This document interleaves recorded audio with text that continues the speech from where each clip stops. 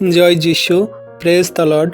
আমরা আরেকটি বার সুন্দর সকালের নতুন ভিডিও নিয়ে চলে এলাম।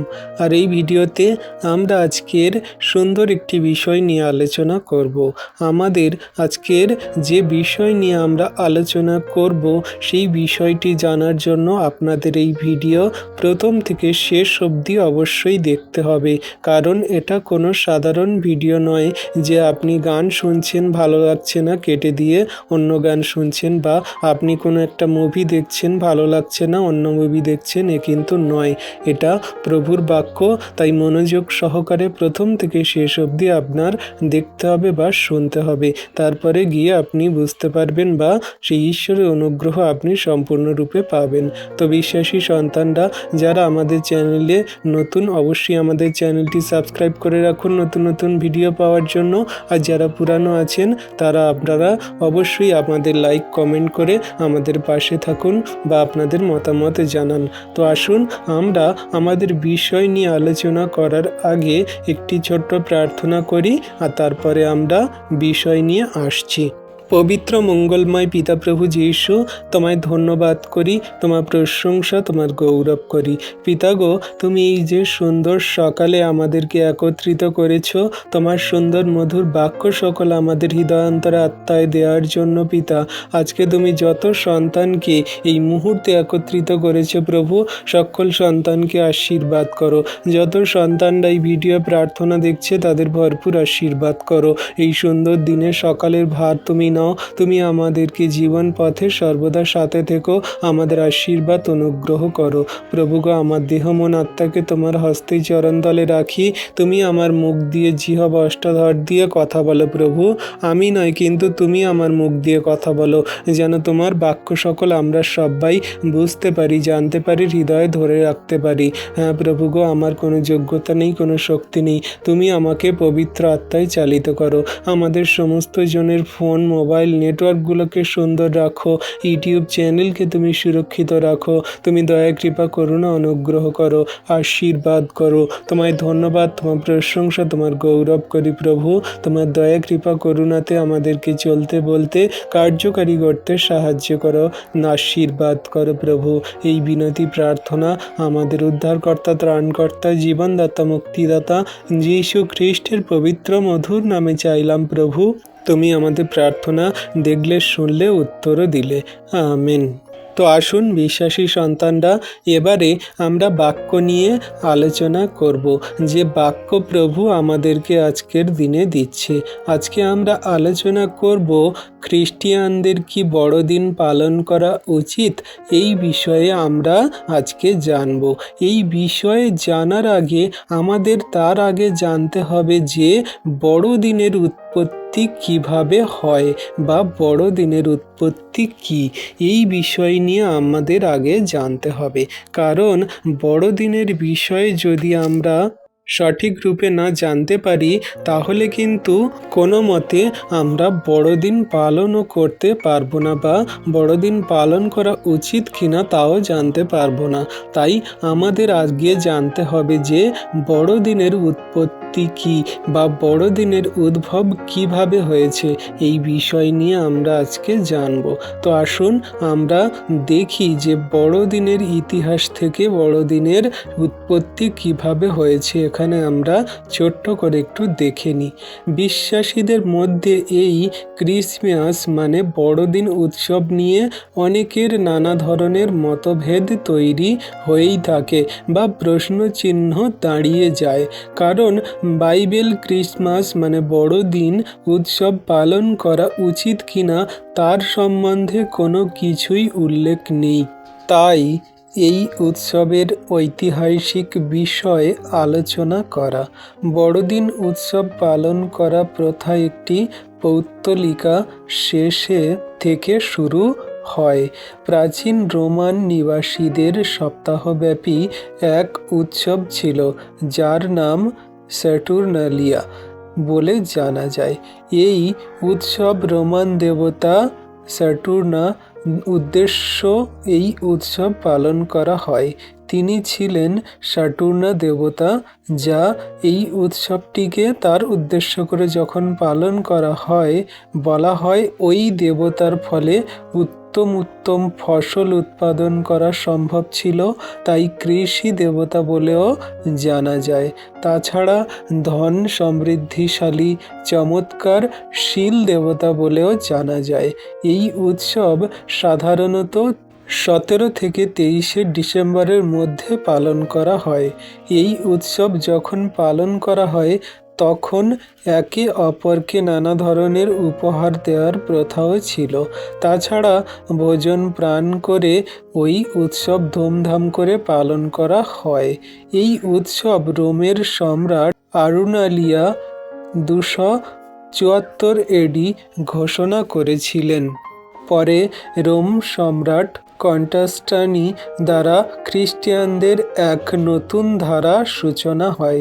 সম্রাট কনস্টান্টিন তিনি নামমাত্র খ্রিস্টান ছিলেন, কিন্তু বাস্তবে তিনি নানা ধরনের দেবতাদের বিশ্বাস করতেন বা উপাসনা করতেন। কনস্টান্টিন এই 25 ডিসেম্বরের, যা সূর্য দেবতার উদ্দেশ্যে এই উৎসব পালন করা হতো, তা তিনি সাল 336 এডি 25 ডিসেম্বরে, যা ক্রিসমাস বড়দিন বলে সংস্থাপন করেন।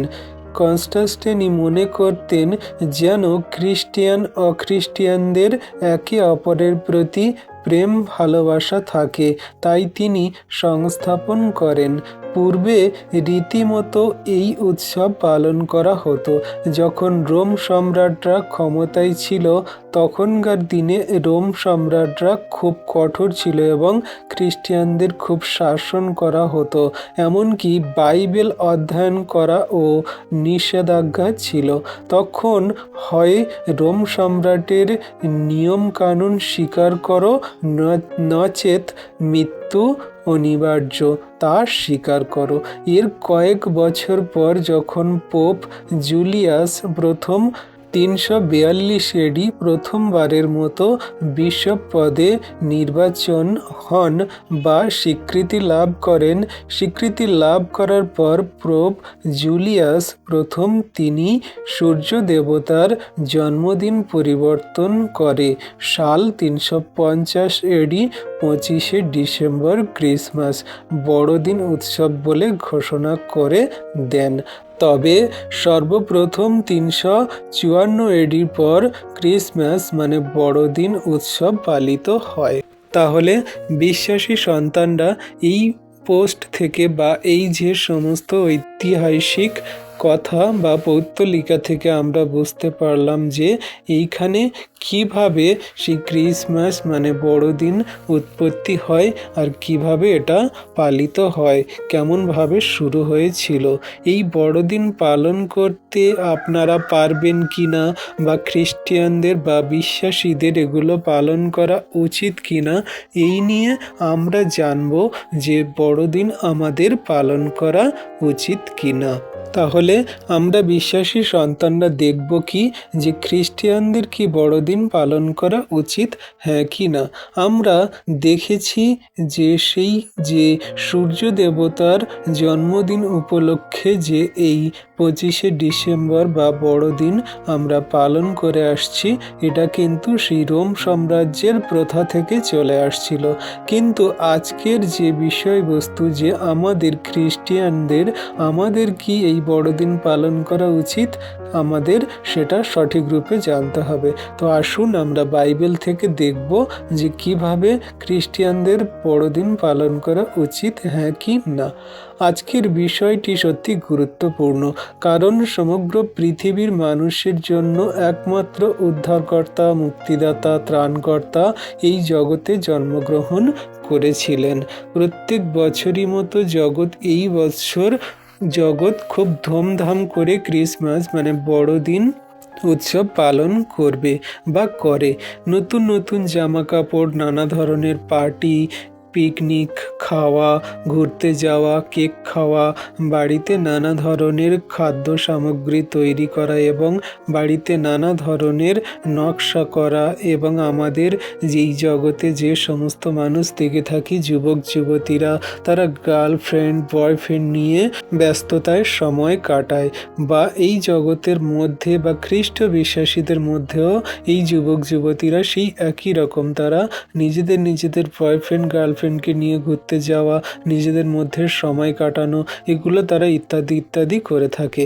কিন্তু এই জগৎ যেটা জানে না, জগৎ বলতে অবিশ্বাসীদের কথা বোঝানো হয়েছে, যে খ্রিস্টানদের মধ্যে ওই উৎসব পালন করা নিয়ে নানা মতভেদ রয়েছে, যুদ্ধ হয়েই থাকে। যুদ্ধ বলতে হাতাহাতি যুদ্ধ বা খুনোখুনির কথা এখানে বলা হচ্ছে না, এখানে বলা হচ্ছে যে তারা যে সমস্ত তর্ক বিতর্ক মতভেদ রাখে সেগুলো থেকে মানুষ ভুল ধারণায় অনেকে চলে। এখানে সমস্যার বিরোধ কথা বোঝানো হয়েছে, যে সমস্যাটা হচ্ছে কিছু পক্ষ বলে 25শে ডিসেম্বর দিনেই যে যিশুর জন্মগ্রহণ করেছিলেন তার কোনো প্রমাণ তো নেই, কেন বড়দিন পালন করব, কি পালন করা উচিত। কিন্তু কিছু পক্ষ বলে এটি মূর্তি পূজা ধর্ম থেকে নেওয়া হয়েছে, রোমান ক্যাথলিকরা এই ধর্ম প্রচলন করেন। তো রোমান ক্যাথলিক প্রচলন করা ধর্ম কোনোভাবে খ্রিস্টীয় বিশ্বাসীদের পালন করা উচিত নয়, কারণ তারা বাইবেল সঠিক অর্থে চলে না। এই ঐতিহাসিক প্রচলন বিষয় পূর্বে থেকে আলোচনা করা হয়েছে, যা আপনারা পড়েছেন যে বড়দিনের উৎপত্তি কিভাবে হয়েছে। তো বাইবেলের কথা লিখে যে সমস্ত সেই বাইবেল থেকে আমরা এই খ্রিস্টান বা যে ক্রিসমাস বড়দিন আমরা পালন করে থাকি সমগ্র খ্রিস্ট বিশ্বাসীরা বা সেই সমগ্র খ্রিস্টিয়ানরা, এই বড়দিন উৎসব পালন করা নিয়ে বরং প্রভু যীশু খ্রিস্টের জন্ম বিবরণ নিয়ে লেখা হয়েছে, কিন্তু কোনো মতে বা কোনোভাবে কিন্তু এই বড়দিন বা ক্রিসমাস নিয়ে কিন্তু আলোচনা করা নেই। কারণ আমরা দেখি যে প্রভু যীশু খ্রিস্টের জন্ম বিবরণ নিয়ে যে লেখা সকল আছে সেগুলো কিন্তু পালন করার বিষয় নিয়ে আমাদের এখানে কোনো চিহ্ন দেয় না, বা আমাদের এখানে কোনো রকম সেই দেখায় না। তাহলে আমাদের এখানে প্রশ্ন চিহ্ন দাঁড়িয়ে যায়, তবে পালন করা উচিত কি না, এই বড়দিন আমাদের পালন করতে হবে হ্যাঁ কি না। তো আমরা কিভাবে জানবো, কিভাবে বুঝবো এই উৎসব পালন করা সঠিক কি না? ভুল সিদ্ধান্ত করার পূর্বে আমরা আপনাদের কিছু দৃষ্টিকোণ আকর্ষণ করতে চাই, তো স্বয়ং আপনারা বিশ্লেষণ করতে পারবেন। আমরা জানি আমাদের দেশে যখন প্রভু যিশুর সুসমাচার প্রচার করা হয়, তখন সুসমাচার প্রচার করার সময় অবিশ্বাসীদের মাধ্যমে খ্রিস্টিয়ানদের নানা সমস্যার মধ্যে সম্মুখীন হতে হয়, খুব অত্যাচার করা হয়, কখনো কখনো গালিগালাজ দেওয়া হয়, ধর্ম পরিবর্তন করা আরোপ বা দোষী করে প্রচারকদের লাঠি পেটা মারা বা জীবন্ত জ্বালিয়ে দেওয়া, পুড়িয়ে দেওয়া, কোনো জায়গায় উলঙ্গ করে শাসিত করা, খ্রিস্টিয়ানদের বহু বিঘ্ন সমস্যার সম্মুখীন হতে হয়। যারা সুসমাচার প্রচার করেন তারা অবশ্যই জানেন বা অবশ্যই আপনাদের সঙ্গে কিছু না কিছু হয়েছে, তো এই সমস্ত কিছু আপনারাও অনুভব করে থাকেন। তাছাড়া এখন তো সোশ্যাল মিডিয়ায় আপনারা নানান রকমের বাজে মন্দ কথা দেখতে পান বা অনেক রকমের শাসিত কথা দেখতে পান। খ্রিস্টিয়ানদের কিভাবে শাসিত করা হয়েছে, এটা ঠিক যে আমরা বিশ্বাস করি, আমরা কেন প্রকৃত বিশ্বাসীরাও বিশ্বাস করে প্রভু যীশু যে 25শে ডিসেম্বর জন্মগ্রহণ করেছিলেন তা কিন্তু নয়। আমরা একটু আগে দেখেছিলাম খ্রিস্টিয়ানদের কিভাবে শাসিত করা হয় বলে আমরা শুনলাম, কিন্তু অবশ্যই 25শে ডিসেম্বর যে যিশু জন্মগ্রহণ করেছে তা কিন্তু নয়। তবে বাইবেল একটি বিষয় শিক্ষা দেয়, যেমন এই বাক্য আমাদেরকে বলছে কলসীয় 4 অধ্যায়ের 5 পদে কি বলছে, তোমরা বাহিরের লোকেদের প্রতি বুদ্ধিপূর্বক আচরণ করো, যেন সুযোগ কিনিয়া লও। হালেলুইয়া। তাহলে বিশ্বাসী সন্তানরা, এইখানে আমাদের বাক্য খুব সুন্দর রূপে জানিয়ে দিচ্ছে যে তোমরা বাইরের লোকেদের সঙ্গে বুদ্ধিপূর্বক চলো। বাইরের লোক বলতে কারা? যারা জগতের লোক, যারা সত্য ঈশ্বরকে জানে না, তাদের সঙ্গে বুদ্ধিপূর্বক চলতে বলছে। এই বাক্য আমাদের এখানে কি বলছে? যে এখানে বলছে তোমরা বুদ্ধিপূর্বক চলবে, মানে সুযোগ ব্যবহার করবে, সুযোগে সৎ ব্যবহার করবে। এখানে হতে পারে আমরা প্রভু যিশুর জন্মের দিন বা তারিখ জানি না, তাছাড়া প্রভু যিশু নিজে এই বাক্যই তিনি বলে গেছেন। মথি 10:16 তিনি বলেছেন কি? মথি 10:16 তিনি বলেছেন, দেখো কেন্দুয়াদের মধ্যে যেমন মেষ, তেমনি আমি তোমাদিগকে প্রেরণ করিতেছি। অতএব তোমরা সর্পের ন্যায় সতর্ক ও কপতের ন্যায় অমায়িক হও। তাহলে তিনি আমাদের সতর্ক হতে বলেছেন এবং অমায়িক হতে বলেছে। যেখানে যেমন ব্যবহার করা উচিত, যেখানে যেমন হওয়া উচিত, সেইখানে আমাদের হতে হবে। আমরা যদি সেই কপতের মতন নিজেদেরকে অমায়িক রাখি আর সর্পের মতন চালাক হই, তাহলে আমরা প্রভুর বাক্য বার্তা সুসমাচার সকল সঠিক রূপে মানুষের কাছে দিতে পারবো। কেন্দুয়াদের মধ্যে আমরা হলাম মেষ। কখন কিভাবে শয়তান দিয়াবল আমাদের আক্রমণ করবে আমরা কেউই জানি না। তাই এই ঈশ্বর প্রভু আমাদেরকে শিক্ষা দিয়েছেন যে তোমরা আপনাদের জন্য সুযোগ ব্যবহার করো, সুযোগকে কাজে লাগাও, কিন্তু সাবধান হতে বলেছেন যেন কোনো রকম কোনো মানুষ, শয়তান দিয়াবল, মন্দতা যেন তোমাদের ধারে কাছে না আসতে পারে। তোমাদের সরল নরম ভালো হতে বলেছেন, কিন্তু কোনো মতে সেই পাপ মন্দতায় জীবনযাপন করতে বলেনি। তো 25শে ডিসেম্বর যে জগৎ কোনোভাবে স্বীকার করে নিয়েছে যে এই দিন খ্রিস্টিয়ানদের উৎসব, অবশ্যই এই দিনকে এই সব বাক্যের হিসেবে সুযোগ ব্যবহার করে ঈশ্বরের মহিমা করতে পারি আমরা, যারা সুসমাচার প্রচার করি, প্রভুর বাক্য বার্তা সকল জগতের মাঝে পৌঁছে দিতে চাই। জগতের মানুষ তো জানে যে এই দিন 25শে ডিসেম্বর খ্রিস্টিয়ানদের উৎসব, বড়দিন, তাদের সেই একটা উৎসব পালন করার দিন। কিন্তু আমরা তো প্রভুতে থাকা বিশ্বাসীরা জানি যে এই দিন প্রভু জন্মগ্রহণ করেনি, কিন্তু এই দিনটাকে আমরা কাজে লাগাবো। যেমন প্রভু তার বাক্যে বলেছে যে সুযোগ কিনিয়া লও, সুযোগের সৎ ব্যবহার করো। তাহলে আমরা জগতের মানুষদের কাছে আমরা প্রভুর কথা সকল বলতে পারি। তাছাড়া আমরা দেখছি সাধারণ দিনের চেয়ে এই দিন, মানে বড় দিন বা ক্রিসমাসের দিন, সেই খ্রিস্টিয়ানরা বেশি সুরক্ষিত হয়। ওই সময় সুসমাচার প্রচার করলে তাদের বলার কেউ নেই, তাদের কেউ কোনো রকম মারবে না, গালিগালাজ দেবে না। তারা সুরক্ষিতভাবে সেই প্রভুর দিনগুলোতে, মানে সেই খ্রিস্টিয়ানদের যে বড় দিন বা এই ক্রিসমাসে, তারা কিন্তু এই দিনেই বাইরে গিয়ে সুসমাচার প্রচার করলে কেউ বিরোধ করবে না। এমনকি এই দিনগুলো সুসমাচার প্রচার করার সময় কিছু লোক খুশি খুশি খ্রিস্ট বিশ্বাসীদের কথাও শুনে ফেলবে বা বাক্য তারা বোঝার চেষ্টাও করতে পারে। আমাদের সুযোগ ব্যবহার করা উচিত বা সুযোগে কার্য করা উচিত। আপনি বলতে পারেন তবে পালন করা উচিত কিনা, আমাদের এটা অবশ্যই বুঝতে হবে। আপনাদের বলি হ্যাঁ, পালন করা উচিত। কিভাবে? কিন্তু জগৎ যেভাবে সেই ক্রিসমাস বড়দিনকে পালন করে সেইভাবে নয়। যেমন সান্টা ক্লজ, ক্রিসমাস বা ক্রিসমাস ট্রি বা বড় বড় তারা লাগিয়ে যেমনভাবে সাজায় তেমনভাবে নয়। কেউ তো গোয়ালঘর বানায়, গোয়ালঘর বানিয়ে সেখানে যিশুর মাতা মরিয়ম বা জোসেফের মূর্তি রাখে, সেখানে যিশুর ছোট্ট মূর্তি করে সেখানে শুইয়ে রাখে। তো এই রকমভাবে নয়, কারণ এই সব চিহ্ন বড়দিনের প্রতীক মাত্র হয়ে গেছে। তাই এই সব প্রতীক ব্যবহার না করলে করলেই ভালো হয়। কারণ আমরা জানি যে আত্মিকতায় প্রভুর বাক্যকে পৃথিবীর প্রান্ত পর্যন্ত ছড়িয়ে দিতে হবে। কারণ প্রভু যীশু বলেছেন যে আমি যাচ্ছি তোমাদের জন্য ঘর প্রস্তুত করতে, আর তোমরা সেখানে আমার সঙ্গে থাকবে। তোমরা আমার কাছ থেকে যা কিছু শিক্ষা করেছো তোমরা পৃথিবীর প্রান্ত পর্যন্ত ছড়িয়ে দাও, জগতের জাতির জাতি মানুষকে বলো, আর দেখো অনন্তকাল অবধি আমি তোমাদের সঙ্গে সঙ্গে আছি। তাহলে যে সমস্ত লোক এই সব প্রতীকে ক্রিসমাস বড়দিন উৎসব পালন করে তাদের এই সমস্ত কিন্তু সেই জগতের মতন করা উচিত নয়। তাহলে এখন প্রশ্ন দাঁড়াতে পারে যে তবে কিভাবে পালন করা উচিত?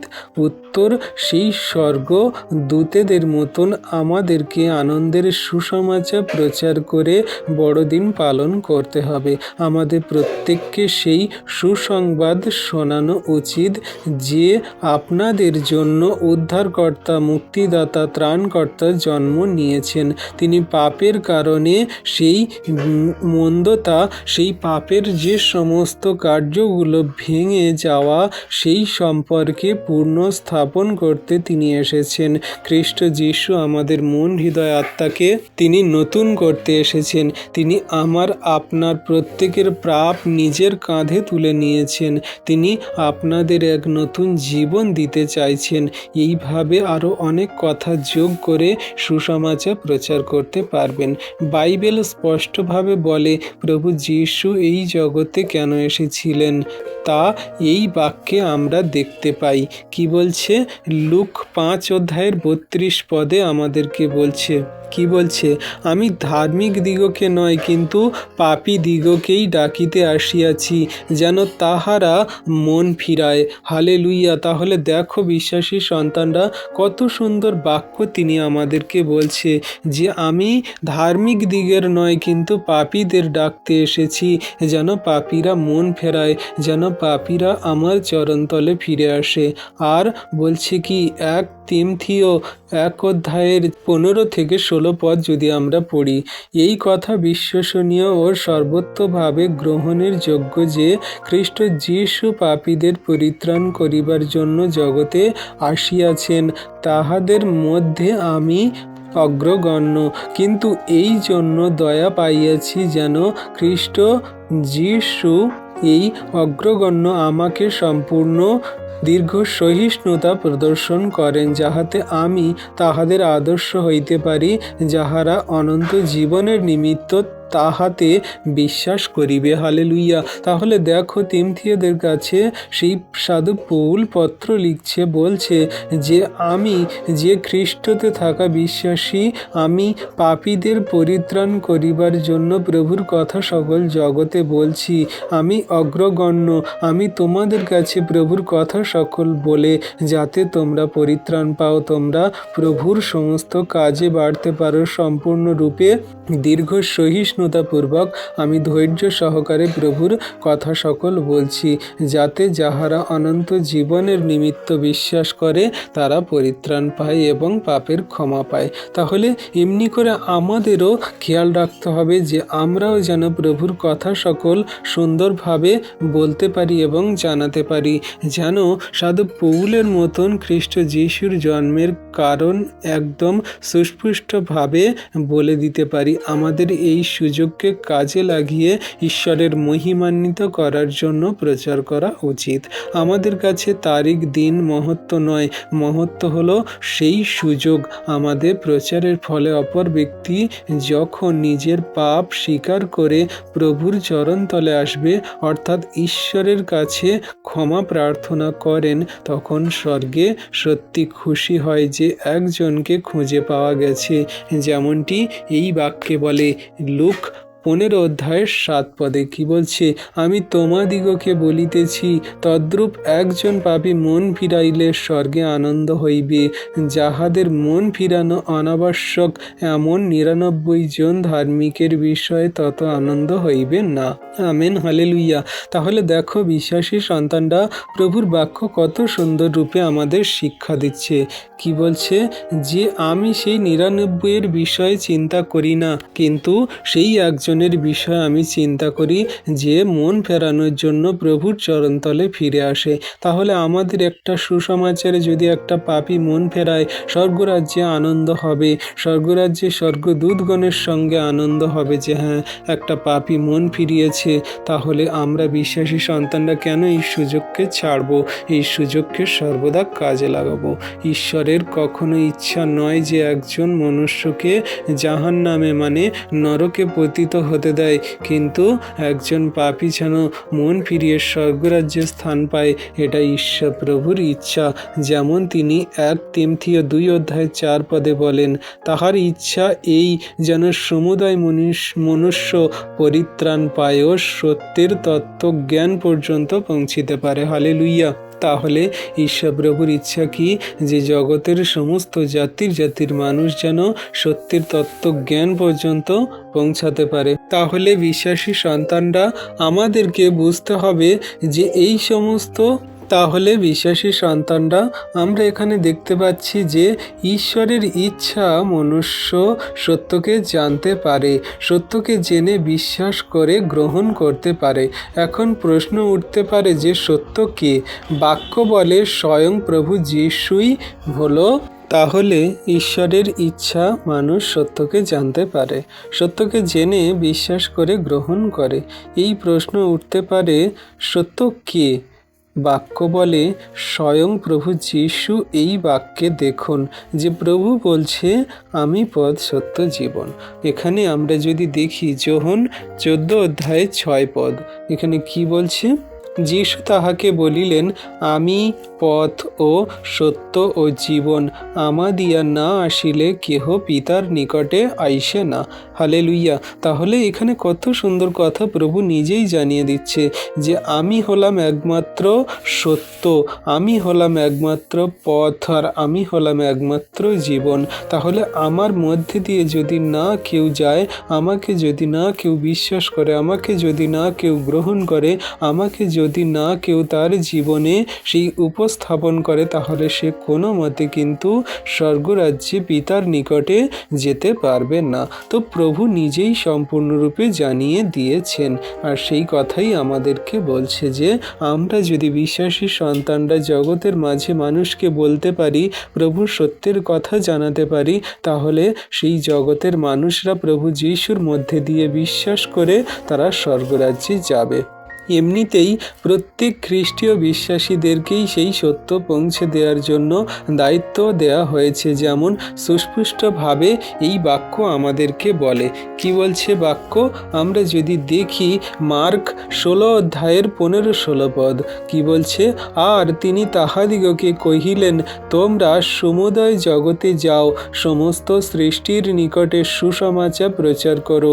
যে বিশ্বাস করে ও ব্যাপ্তায়িত হয় সে পরিত্রাণ পাইবে, কিন্তু যে অবিশ্বাস করে তাহার দণ্ডাজ্ঞা করা যাইবে। তাহলে এখানে স্পষ্টভাবেই জানিয়ে দিচ্ছে যে তোমরা যাও, সমস্ত সৃষ্টির নিকটে, পৃথিবীর প্রান্ত পর্যন্ত যাও, সুসমাচার প্রচার করো। তোমরা যা কিছু পিতার কাছ থেকে শিক্ষা করেছো, যিশুর কাছ থেকে শিক্ষা করেছো, আমার কাছ থেকে শিক্ষা করেছো, সেগুলো বলো। আর যারা সেই শোনে, বোঝে, বিশ্বাস করে, তাদেরকে তুমি ব্যাপ্তায়িত করাও, পরিত্রাণ পাবে।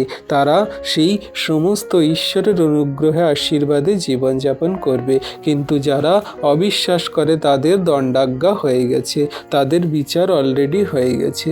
তো কোনো মতে সেই সমস্ত মানুষরা স্বর্গরাজ্যে যেতে পারবে না যারা কিনা প্রভু যিশুকে বিশ্বাস করে না, বা যারা কিনা প্রভু যিশুকে গ্রহণ করেনি। তাই এখানে বাক্য আমাদের স্পষ্টভাবেই জানিয়ে দিচ্ছে। তাহলে ক্রিসমাস মানে বড়দিন উৎসব যদি এইভাবে পালন করা হয়, বা আমাদের পালন করা উচিত, প্রত্যেক সেই শুভ সংবাদ মানে সুসমাচার শোনানো উচিত। যদি আমরাই ঘরে বসে চার্চ, সান্তা ক্লজ, ক্লোজ বা ক্রিসমাস ট্রি, বড় বড় তারা, এইসব চিহ্ন ব্যবহার করে বড়দিন উদযাপন করি, তাহলে অন্যরা কিভাবে বুঝতে পারবে ক্রিসমাস কি বলে? এমনিতে জগৎ খ্রিস্টানদের নিয়ে পূর্বেই ভুল ধারণার মধ্যে ডুবে রয়েছে। যদি প্রকৃত বিশ্বাসী হয়ে এই রকম করা হয়, লোকেরা সেই ভ্রান্তের মধ্যে পড়ে রইবে। তাই অবিশ্বাসীরা কখনো সত্যকে সঠিকভাবেও জানতে পারবে না। খ্রিস্টানদের এটা বলা হচ্ছে না যে আপনি ঘরে বসে বা চার্চে বসে বড়দিনের সময় ঈশ্বরের আরাধনা করতে পারবেন না।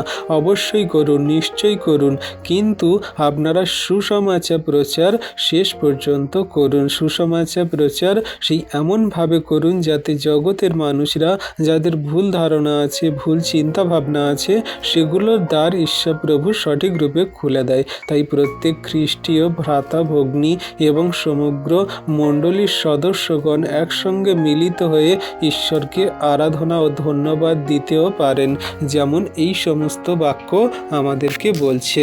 বাক্য কি বলছে? গীত সংহিতা 107 অধ্যায়ের 1-2 পদে বলছে কি, সদাপ্রভুর স্তব করো, কেননা তিনি মঙ্গলময়, তাহার দয়া অনন্তকাল স্থায়ী। সদাপ্রভুর মুক্তগণ এই কথা বলুক, যাহাদিগকে তিনি বিপক্ষের হস্ত হইতে মুক্ত করিয়াছেন। হালেলুইয়া। তাহলে আমরা প্রভুর কাছে এই বলে ধন্যবাদ জানাতে পারি যে, প্রভু, আমরা তোমার স্তব করি, ধন্যবাদ প্রশংসা করি। তুমি মঙ্গলময়, দয়ালু, কৃপাময় পিতা, তোমার দয়া অনন্তকাল স্থায়ী। তুমি আমাদের মুক্ত করেছ, সমস্ত সেই বিপক্ষের হাত থেকে আমাদেরকে মুক্ত করেছ, রক্ষা করেছ।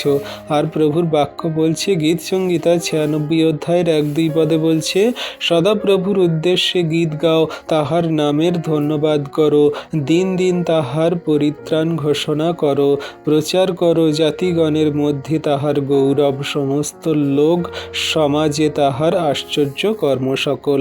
আমেন। তাহলে বিশ্বাসী সন্তানরা, এমনি করে আমরা সমস্ত লোকবৃন্দ, জগতের মানুষের কাছে তাহার গৌরব, তাহার সেই সমস্ত প্রেমের কথা আমরা প্রচার করব, দিন দিন তার পরিত্রাণের কথা আমরা ঘোষণা করব, আমরা তার উদ্দেশ্যে গান গাইব, তার নামের ধন্যবাদ করব। আর সেই কথা অনুযায়ী সেই 1 থেসেলোনিকীয় 5 অধ্যায়ের 18 পদে বলছে, সর্ববিষয় ধন্যবাদ করো, কারণ খ্রিস্ট যিশুতে ইহাই তোমাদের উদ্দেশ্যে ঈশ্বরের ইচ্ছা। হালেলুইয়া। তাহলে আমাদের ঈশ্বরের ইচ্ছা প্রভুতে কি, যে আমরা ধন্যবাদ করি সর্ববিষয়ে। আমরা দুঃখ পেলে, কষ্ট পেলে, খারাপ কঠিন পরিস্থিতিতে পড়ে থাকলে, মানুষ বাজে মন্দ কথা বললে, আমাদের জীবনে যত বাধা বিপত্তির সমস্যা এলে, আমরা আনন্দে থাকলে, হাসিতে থাকলে, খুশিতে, প্রেমেতে থাকলে, সব কিছুতে আমরা যেন প্রভুর ধন্যবাদ করি খ্রিস্ট যিশুতে। এটাই ঈশ্বরের উদ্দেশ্যের আমাদের ইচ্ছা, ঈশ্বরের ইচ্ছা। তো এমনি করে যেন আমরা করতে পারি। এটাই আমাদেরকে শিক্ষা দেয় যে আমরা বড়দিন এমনভাবে পালন করব, জগতের যে সমস্ত মানুষেরা ভুল শিক্ষার মধ্যে আছে, যারা জানে না সত্য ঈশ্বরকে সঠিক, তাহলে আমাদের বিশ্বাসী সন্তানদের এমনভাবে প্রভুর কথা সকল জগতের মাঝে বলতে হবে, যেন যে সমস্ত মানুষরা সেই বড়দিন নিয়ে মতভেদ রাখে বা তর্ক বিতর্ক করে, তাদেরকে আমাদের সঠিক রূপে বোঝাতে হবে, জানাতে হবে, এবং আমাদেরকে সেই মতো সেই প্রভুর কথা সকল সুন্দরভাবে জানাতে হবে, এবং তাদের জন্য প্রার্থনাও রাখতে হবে। তাহলে আমাদের কাছে কি পরিষ্কার হয়েছে যে আমরা এই বড়দিন পালন করতে পারি কি না? হ্যাঁ, অবশ্যই আমরা বড়দিন পালন করতে পারি। তবে জগতের মানুষরা যেমনভাবে করে বা অন্যান্য খ্রিস্ট বিশ্বাসীরা যেভাবে করে, সেইভাবে নয়। আমাদের প্রভুর সুসমাচার বার্তা প্রচার করতে হবে। জগতের সেই সমস্ত অসহায় দরিদ্র মানুষদের পাশে দাঁড়াতে হবে, তাদের সেবা করতে হবে, তাদের প্রভুর কথা সকল জানাতে হবে। যারা অসহায়, যারা দরিদ্র, অনাথ, বিধবা সন্তানদেরকে আমাদের যা কিছু আছে, টাকা পয়সা হোক, জামা কাপড় হোক, অর্থ হোক, সব কিছু দিক দিয়ে আমরা তাদেরকে হেল্প করার চেষ্টা করতে পারি, প্রভুর কথা সকল বলতে পারি, তাদের পাশে দাঁড়াতে পারি। এমনি করে আমরা এই বড়দিন, আমরা এই সেই ক্রিসমাসকে আমরা পালন করতে পারি। আমরা প্রভুর কথা সকল জানিয়ে সুসমাচার প্রচার করে, আমরা বড় বড় সান্টা ক্লজ, ট্রি গাছ লাগিয়ে কোনো মতে কিন্তু আমরা এই সমস্ত পালন করতে পারি না। আপনার টাকা আছে, কাছে আপনি বাড়িতে ভালো ভালো খাবার দাবার, ড্রিঙ্কস, মদ, বন্ধু বান্ধব এনে সমস্ত কিছু সুন্দরভাবে করলেন, নিজেকে সুন্দরভাবে সেখানে উপস্থাপন করলেন, কিন্তু সেই সমস্ত মানুষরা যারা অসহায়, দরিদ্র, যাদের সাহায্যের দরকার, হেল্পের দরকার, যাদের প্রভুর কথা বলার দরকার, তাদের কাছে যদি না সঠিক রূপে পৌঁছায় প্রভুর কথা সকল, তাহলে কি হলো? তো অবশ্যই প্রভু আমাদের কাছে এসেছিলেন 2000 বছর আগে।